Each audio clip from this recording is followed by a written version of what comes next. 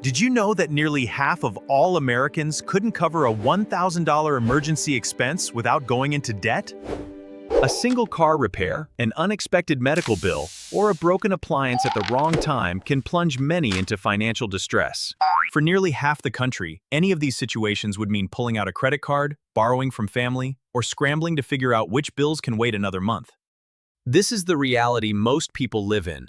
And here's what makes it worse. They know exactly what they should do about it. Everyone has heard the advice: build an emergency fund, save 3 to 6 months of expenses, put something away for a rainy day. The guidance is everywhere. Yet according to the most recent Federal Reserve data, only 55% of American adults have set aside enough money to cover 3 months of expenses. 30%, almost a third of the adult population, said they could not cover 3 months of expenses by any means. Selling assets, borrowing from family, draining retirement accounts? None of it would be enough. The standard financial advice frames cash reserves as protection against emergencies, insurance against the unexpected, a safety net for when things go wrong. That framing is accurate but incomplete. Cash does protect you from emergencies, but the real power of having cash sitting in an account goes far deeper than emergency protection. It fundamentally changes how you think, how you negotiate, and how you make decisions across every area of your life. Nobody explains this part. Let me show you what I mean. Researchers at Princeton and Harvard studied what happens to the human brain under conditions of financial scarcity. Their findings, published in a landmark study called Scarcity: Why Having Too Little Means So Much, revealed something disturbing. Financial stress doesn't just make you worried, it literally reduces your cognitive capacity. Example: when your brain is consumed with financial anxiety, wondering how you'll pay rent, calculating what can afford groceries, complex decisions become harder. Long-term planning feels impossible. You default to short-term thinking because your brain is... The researchers called this phenomenon tunneling. Your focus narrows to the problem directly in front of you, and everything outside that tunnel gets ignored. The promotion you should be positioning yourself for, the health issue you should get checked out, the investment you should be making in your future, all of it fades into background noise. While your brain burns energy trying to survive the current month, this isn't weakness or lack of will, it's willpower. Now consider the opposite scenario. Imagine you have 6 months of expenses sitting in a high-yield savings account, earning 4% interest. You know exactly where the money is. You know you could access it with instant. That knowledge doesn't disappear when you go to work. That cushion of cash does something profound to your psychology. It removes the constant background hum of financial anxiety. It frees up mental bandwidth for strategic thinking, creative problem solving, and long-term planning. It lets you operate from a position of security rather than desperation. This psychological shift affects every decision. Consider how cash changes your relationship with your employer. The average duration of unemployment in the United States right now is approximately 23 weeks. Nearly 6 months from job loss to new employment. That's the average. Many people take longer. If you're in your 50s, if you work without cash reserves, this reality creates invisible chains. You stay in a toxic job because you can't afford the gap between paychecks. you tolerate a manager who undermines you because the alternative feels too risky. Think about two people in identical roles at the same company. Same title, same responsibilities, same manager. One has 8 months of expenses saved. The other is living paycheck to paycheck. When annual reviews come around, both ask for raises. The person with savings can afford to be patient. They can push back on the initial offer, cite market rates, request another conversation. If the company refuses, they can start job searching without panic, waiting for the right opportunity, rather than grabbing the first one. The person without savings operates from a completely different psychology. Every negotiation carries the weight of potential disaster. Pushing too hard feels dangerous. The ask becomes smaller. The acceptance comes faster. The settling happens almost automatically. Over a 10-year career, the difference in outcomes between these two people, identical in skills, experience, and work ethic, could easily reach 6 figures in cumulative earnings. The cash cushion pays for itself many times over, purely through the negotiating confidence it provides. Cash reserves invert the power dynamic. When you know you could survive 6 months without income, every conversation with your employer, chain negotiations feel less tense. You push back on unreasonable demands because losing this particular job wouldn't destroy you. You take calculated risks. You might never actually need to quit. The point is that you could, and that knowledge radiates through everything you do. The negotiating power of cash extends far beyond employment. Researchers at UC San Diego analyzed millions of home transactions. All cash home buyers pay an average of 10% less than buyers who need mortgage financing.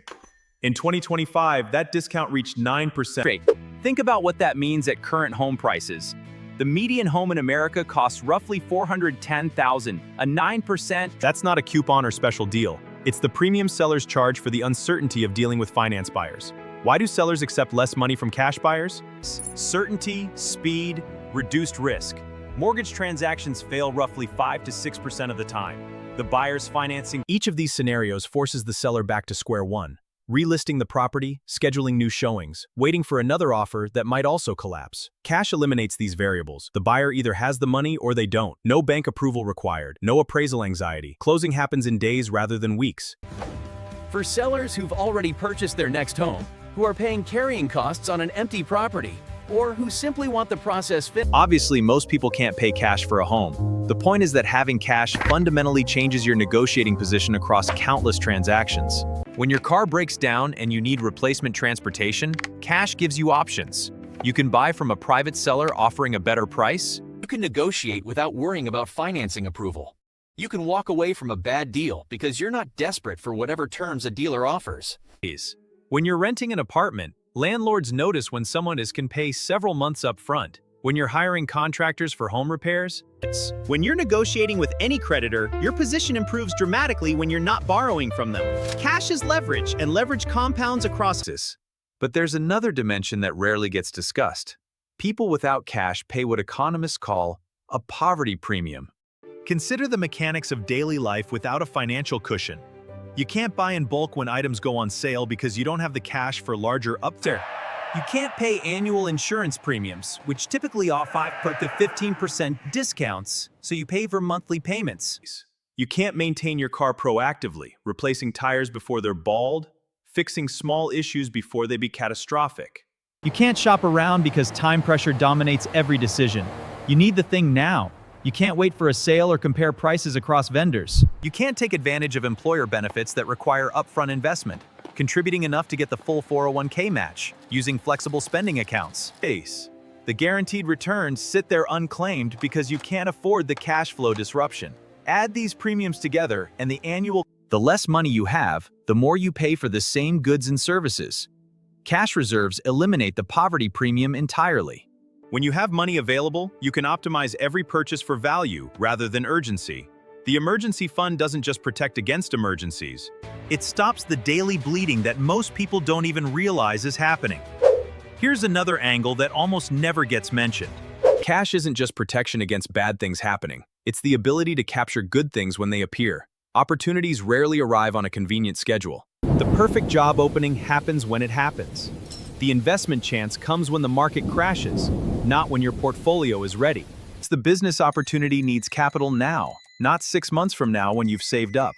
Without cash reserves, you miss these windows constantly. The stock market drops 30%, and everyone with cash is buying at historic discounts. You're sitting on the sidelines because you have nothing to deploy. 2 years later, the market has recovered, and those buyers have locked in massive gains while you watched. A friend offers you a chance to invest in their business at favorable terms. The opportunity is genuine, the numbers make sense. You can't participate because you have no capital available. You can't move fast enough. The property goes to someone who could. These moments happen throughout life. Most people experience them as People with cash reserves experience them as options, things they can choose to pursue based on actual merit, rather than financial constraint. Over a lifetime, the difference between missing opportunities and capturing them creates enormous gaps in outcomes. But here's the part that most financial advice completely misses. Cash doesn't just give you negotiating power in explicit transactions.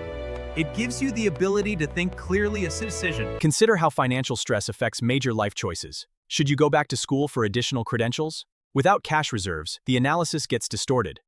The upfront costs loom larger. The period of reduced income feels more threatening. The long-term benefits get discounted because you're Should you leave a relationship that isn't working? Financial entanglement makes this harder than it should be. Shared leases, combined expenses. Should you move to a new city with better opportunities? The logistics become paralyzing when you can't afford the gap between selling your old life and establishing your new one. In each case, the correct decision gets clouded by financial fear. You end up making choices based on short-term financial constraints rather than long-term life satisfaction. And over time, these distorted decisions compound into a life that feels smaller than it should be. Cash removes the financial fear from the equation. It lets you evaluate decisions based on their actual merits: career trajectory, relationship health, life opportunity. So how do you actually build this cash cushion? The standard recommendation is 3 to 6 months of expenses. For someone spending $5,000, the range sounds enormous until you realize it's simply the product of consistent behavior over time.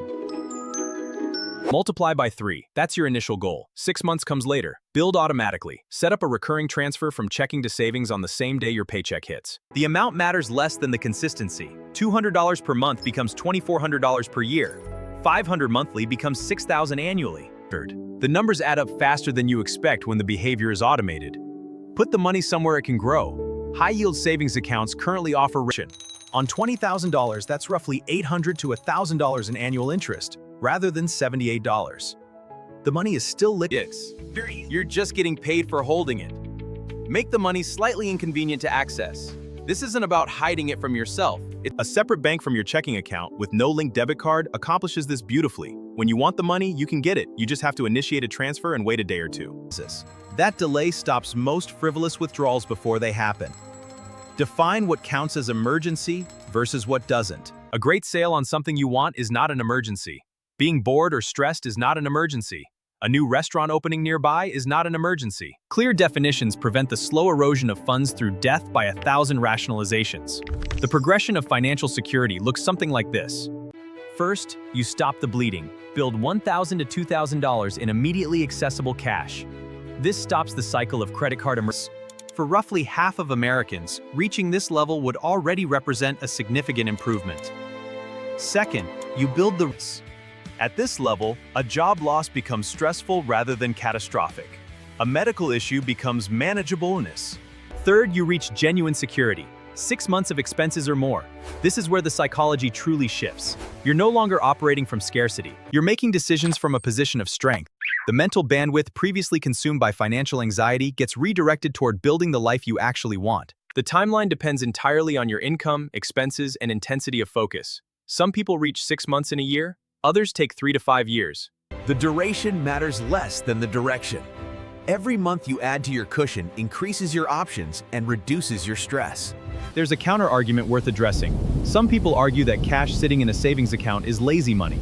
They point out that investing would generate higher returns. Here is, why let $30,000 earn 4% when it could earn 10% in the stock market?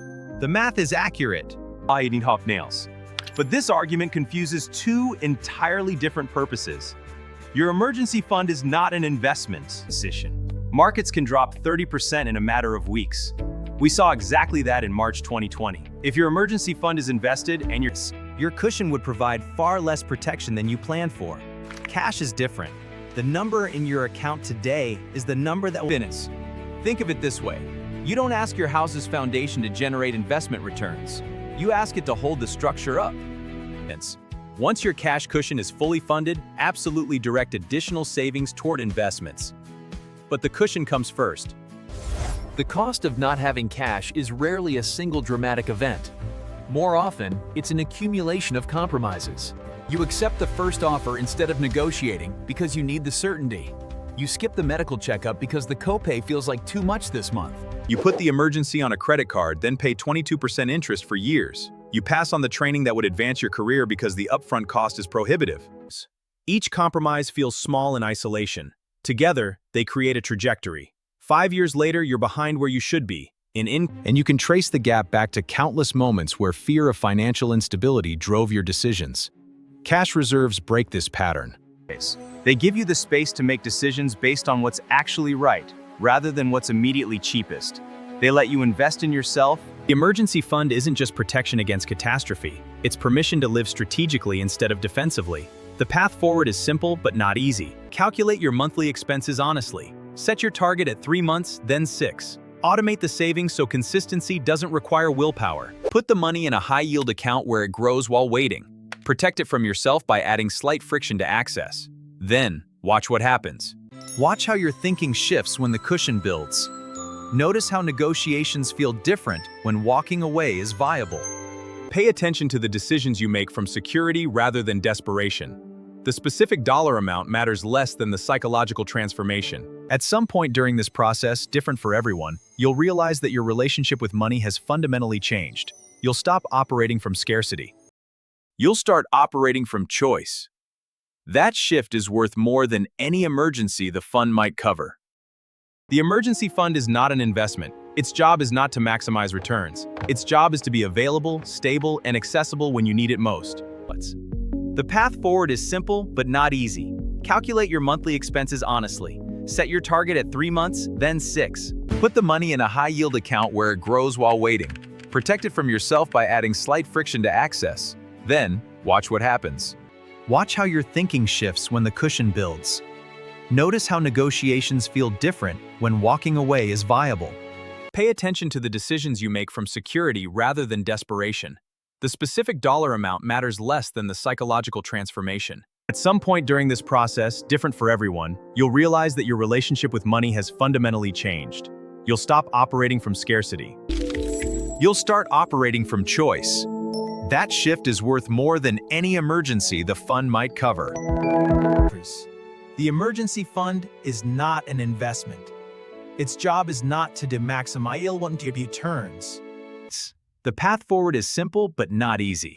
Calculate your monthly expenses honestly. Set your target at 3 months, then 6. Put the money in a high-yield account where it grows while waiting. Protect it from yourself by adding slight friction to access. Then, watch what happens. Watch how your thinking shifts when the cushion builds. Notice how negotiations feel different when walking away is viable. Pay attention to the decisions you make from security rather than desperation. The specific dollar amount matters less than the psychological transformation. At some point during this process, different for everyone, you'll realize that your relationship with money has fundamentally changed. You'll stop operating from scarcity. You'll start operating from choice. That shift is worth more than any emergency the fund might cover. PMC. The emergency fund is not an investment. Its job is not to maximize returns. Its job is to be available, stable. The path forward is simple but not easy. Calculate your monthly expenses honestly. Set your target at 3 months, then 6. Put the money in a high-yield account where it grows while waiting. Protect it from yourself by adding slight friction to access. Then, watch what happens. Watch how your thinking shifts when the cushion builds. Notice how negotiations feel different when walking away is viable. Pay attention to the decisions you make from security rather than desperation. The specific dollar amount matters less than the psychological transformation. At some point during this process, different for everyone, you'll realize that your relationship with money has fundamentally changed. You'll stop operating from scarcity. You'll start operating from choice. That shift is worth more than any emergency the fund might cover.